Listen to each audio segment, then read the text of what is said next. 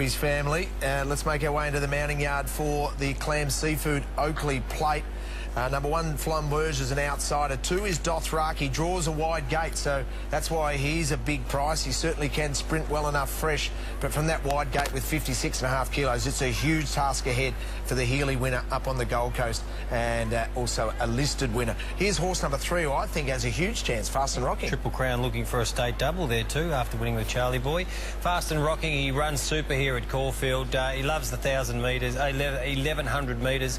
Fast speed, this is his go. He's one of those horses that you can't leave out of your multiples. And I thought he was terrific in the Group 1 winner bottom behind the super sprinter in Buffering. He was held up there and hit the line. That's what he does. He'll get back. Dwayne Dunn knows him so well. He'll flash late. Fast and Rocking, way over the odds for mine. Smokin' Joey. Can he sprint well enough in this grade to win this? Well, he gets back and he runs on with the hot speed. He's drawn that wide gate too, so he's going to have to fit in. I just think he's going to be set too much of a task from that wide gate. He's going to be one of those horses that gets pushed wider. If he can ride for a little bit of luck and get a clear passage through him, maybe he's a chance to run on top 4, but I'm happy to leave. Dom Teneur and Philip Stokes weren't successful in the Blue Diamond. Can they win a Group 1 here with a clear choice?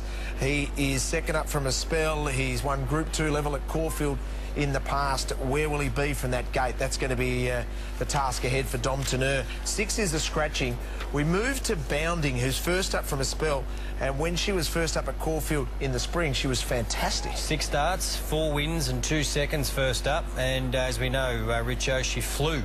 And when winning early spring, she trained off in Sydney. She melted a little bit in the mounting yard. She's doing that a little bit today, just getting a little bit hot on the neck, but trust the team in Peter Snowden that she's nice and forward. 2 trials, she's fast, she's quick.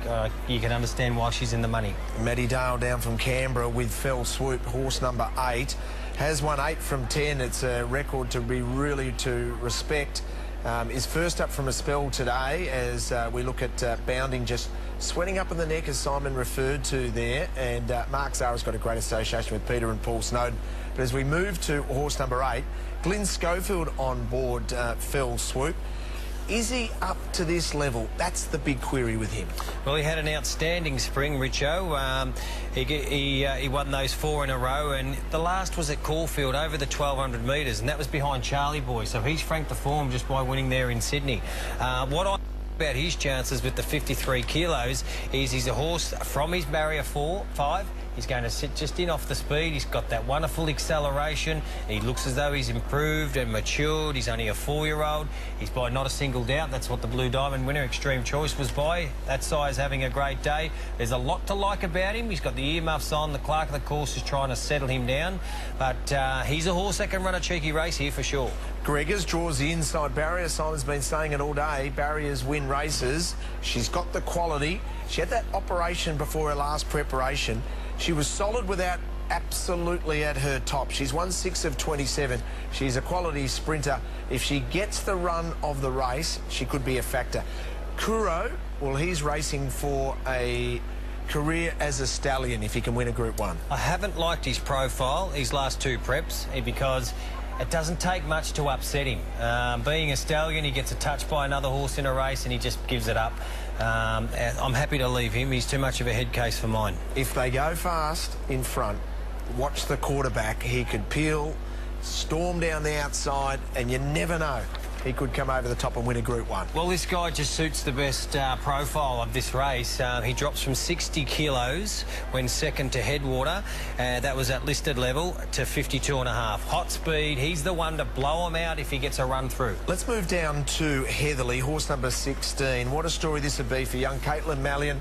A senior rider now. She has a ride in a Group 1. Can she lead all the way on Heatherly? She was breathtaking winning the Rubiton. She smashes the clock. She can do it at both ends. She's got the lightweight. She's clearly the horse to beat. 17 is a scratching. So is 20 and 21. And the other key runner is number 18, Keen Array. Stevie Baster draws a perfect gate. I can just see it trying to stalk Heatherly. I've got him on top. Well, Japanisme nearly beat Chautauqua and Terra Vista with 56.5 kilos. This guy gets 50 under handicap conditions in a Group 1. He finished second to Japanisme, beaten 1.5 lengths. That was in the Group 1 Coolmore stud. That's good enough form for mine. Hayes has got him nice and forward. He's worked well, he's trialled well, and he's drawn barrier 4. He sits on the hot speed, he waits all day. There's a lot to like. He's the big sprue calls coming out of it. This could be one of our next, or this could be our next best sprinter in Australia. Yeah, I like him, Keen Array. Reldas is the last of our runners. He's horse number 19. The emergency gains a start. The Group 1 grade is a big test for him. He has the 52 kilos. Don't worry about the wide gate. He'll go back and he'll finish off. All right, Campbell, we need to assess the market here for the Oakleigh Plate. And on Keen Array, and my roughie is Fast and Rock in the stable, mate. Pittsburgh Flyer to run a bottler for me from a reasonable barrier, but I just think she's super first up. Gets a nice lightweight once again, but the quarterback is the biggest blowout for mine. Okay, and we're both with Keen Array. Loading quickly for the Oakleigh Plate. First run way back in 1884. It's a great test of speed. Here's Greg Miles to call the action. Pittsburgh Flyer goes up. Field nearly ready for the Clam Seafood Oakleigh Plate. This is Vesley coming into her place in the stalls. Dothraki still away to take the outside stalls. Griante goes in. And Dothraki will be the final one to line up into the gates. Makes his Caulfield debut in one of our biggest sprints. They're all in.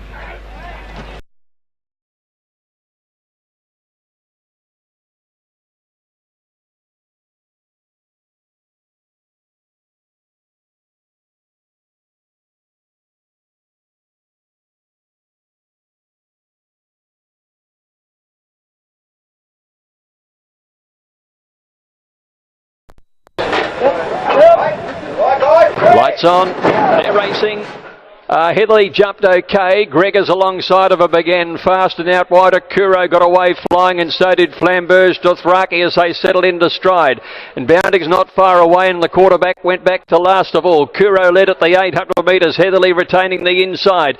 Flamberge wider, Keen Array's right up there fourth, and so is Fell Swoop Gregor's, followed by Atmospherical. Bounding out wide, Dothraki very deep, and then Pittsburgh Flyer. Griante getting up on the inside of Fast and Rocking, followed Veselay, a clear choice, Reldas, Smoke and Joey, and the quarterback is last. Heatherly uses the rail at the 400. She's going to corner about a length in front of Kuro.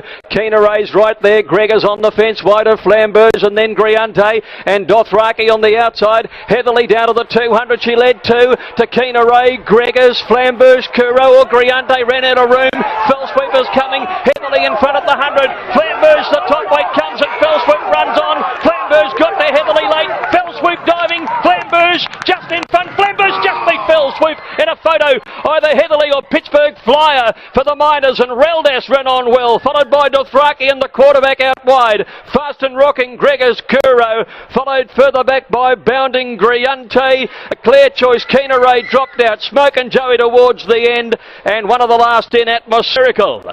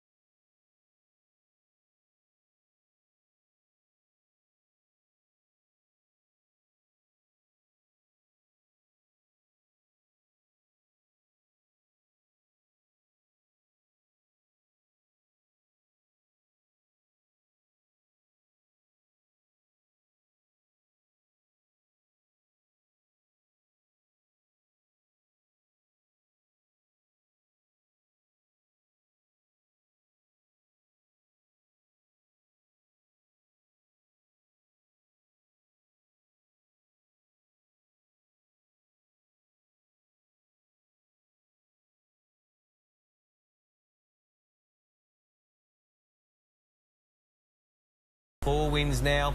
How could you leave him out, Richo, in hindsight? Well, we both did. I think Yeah. it's fair to say. In fact, I thought I just couldn't see him giving that weight to the Flying Heatherly. But he's just too good. He's a Group 1 winner before. He won the Goodwood. $30.80 and $7.20 for Peter Moody and young Damien Lane.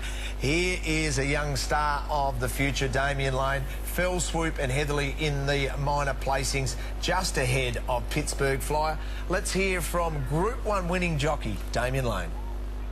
A great day at the races. Flambers takes out the Oakleigh Plate, and he's a beauty first up. Oh, he's a super little horse and never runs a bad race. Barrier 15 with 58 kilos. All the odds were against him, but he's done a super job. Heatherly wheeled along in front, and you're a couple of lengths off them, but travelled nicely. Yeah, I had a beautiful run considering the barrier, and I thought the tempo was right for where I was, and straightened up, give me a good kick. Lady was out in his feet, but he just done enough. And terrific to get a Group 1 in the contract racing colours for Peter Moody. Oh, super to get a Group 1 for Peter Moody, but mainly David. I mean, he's a great supporter of mine, and I'm just thrilled I can repay him with a win like this. Well done, Frosty. Thanks. Well, Flamberge creates history today. No horses carried more than 57 kilos to win the Oakleigh Plate. He carried 58. Unbelievable performance to win, and Peter Moody and Damien Lane get the 4th of our Group 1s.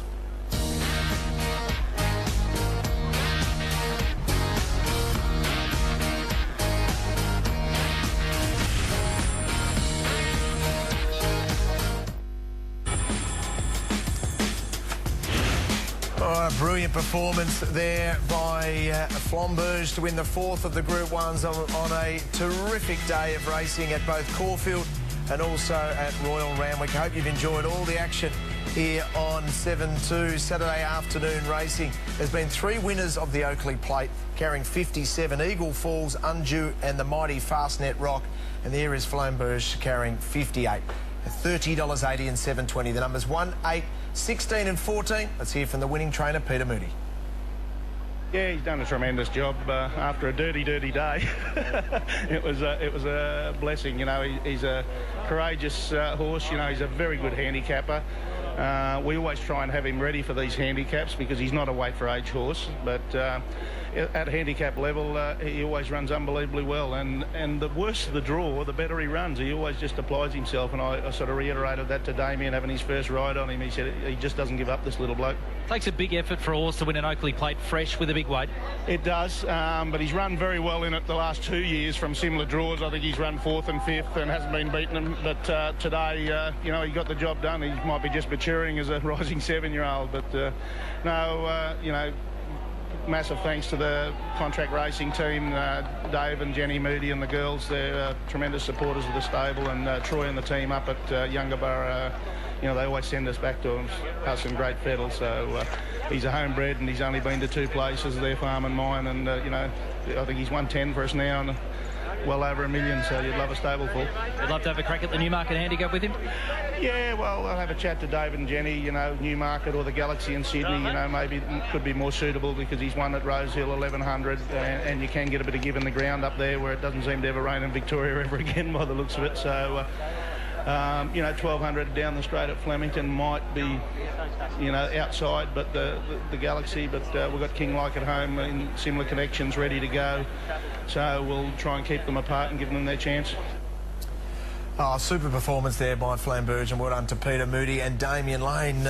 Host of great runs. Have you got a Black Booker? State double with Solicit there too in those colours. Congratulations to the team. Let's have a look at the Black Booker left of screen. And the United States with Michelle Payne. This is in the futurity. He missed the kick by 4 lengths. Michelle rode him quiet, got him to the outside, and he storms home behind Superstar in Turn Me Loose, who holds on to win second up there. What a great run. Stratum Star in the gold cap. Suavito running third, but the United States just peaking on his run with Rebel Dane just claiming him for the 4th prize. All your work today, and looking forward to joining you on Australian Guineas Day, which will be a beauty, 2 p.m. here on 7-2. And it is a stallion making race, the Australian Guineas, and who is going to capture that big one? Gates crash back.